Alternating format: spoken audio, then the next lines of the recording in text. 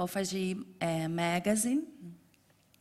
And what he proposed is the anthropophagy. It's like a critical way to digest the other. So it's a creative way to incorporate what you admire in the other. Let me show you the magazine. So the thing is, anthropophagy united us socially, economically, philosophically. So he's saying that Brazil has some kind of vocation to cannibalize other cultures, to incorporate what they admire in other cultures. And this is the magazine. It's very old. And there is a verse inside of the manifesto that it's very specific that says, to pee or not to pee, that is the question, like referring to Shakespeare's sentences. And to pee is the name of a native, Indian native in Brazil, and the word to pee have the same phonetics of to be.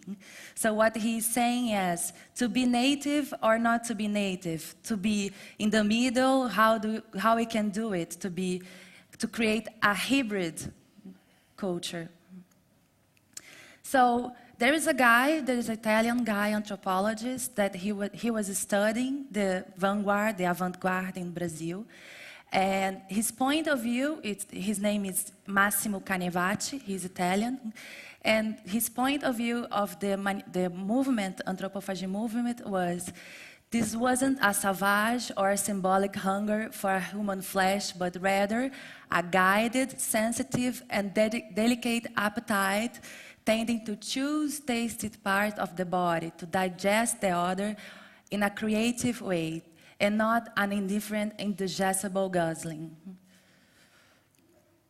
But Brazil, it's doing this since it was discovered. It were discovered by the Portuguese in the 1500s, and so for 500 years, we are doing this process of digest the other, because Brazil, it's made by immigration, it's made by diaspora, so there's a lot of Germans in Brazil, there's a lot of everything, you know, Brazil has a little bit of everything, and we mix it up, all of the influence of the world. So this guy, Massimo Canevati, he says, diaspora is the mother of the syncretism.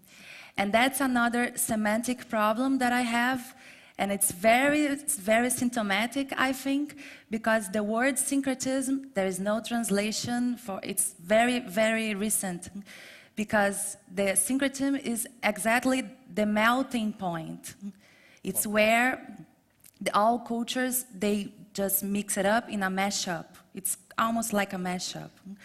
And this guy, this anthropologist, he said, the syncretism is a proposal of a new hybrid anthropology, such as the use of innovative narrative models, such as the exploration of the core presence of multiple language, such as a creative proportional conflict at the level of new transcommunicative environment.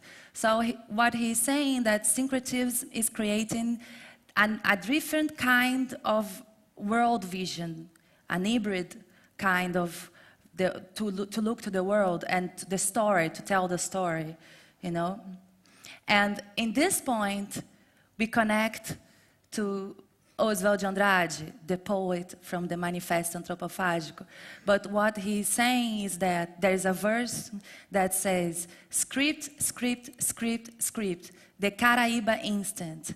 So the Caraíba instant is this vocation from the Brazilians to mash up and create different views of the world that can coexist together, in addition, not only in conflict.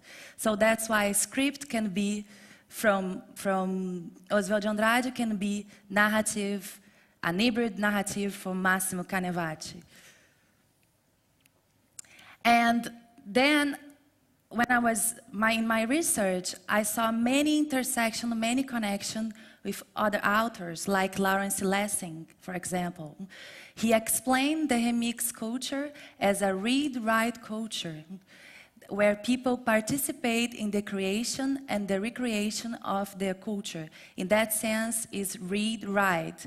So the Caraíba instant, it's almost all the time like doing a mashup and participating and doing an interpretation, a recreation, and digesting different kinds and different points of view.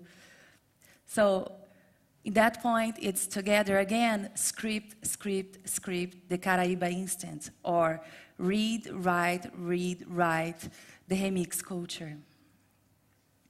So what we could say is that digital anthropophagy is the cultural syncretism using Canevati, or the remix culture, thinking like Lessing, in the digital age. Of course, in the digital age, with the technology potentializes the Caraíba instant, this vocation to mash up, to enjoy the mashup, and you see this potentializing, this process has been potentialized.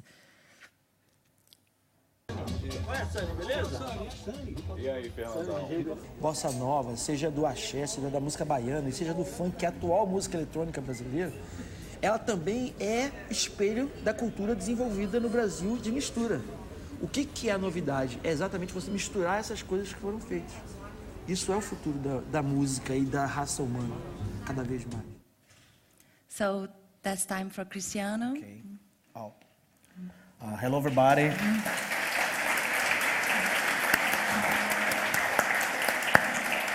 Hi, as Helena, I am taking my master's in communication at the University of State of Rio, and I'm in the second year, and my research is about funky carioca, that is this electronic music genre from Brazil, it's from Rio, and I'm talking about the cannibalist acts of carioca funk, which means I'm gonna take the carioca funk as an example, a contemporary example what Helena is talking.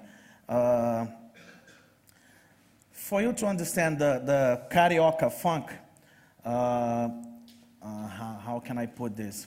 The funk carioca born like in the mid-70s with big balls and big parties in the suburbs in Rio, and at the end of the 80s, people went, at that time people were still playing real funk and soul tracks like James Brown and Earth, Wind and Fire and funkadelic tracks, but from the end of the 80s, the DJs starts to travel to Miami, and they start to listen to that Miami sound that stage. And an anthropologist called Hermano Viana is the guy who made the first studies about those parties in Rio. And since from the beginnings, those parties are parties of the people from the suburbs in Rio. But I have to explain because the concept, the suburb in Brazil is different from Europe and the US.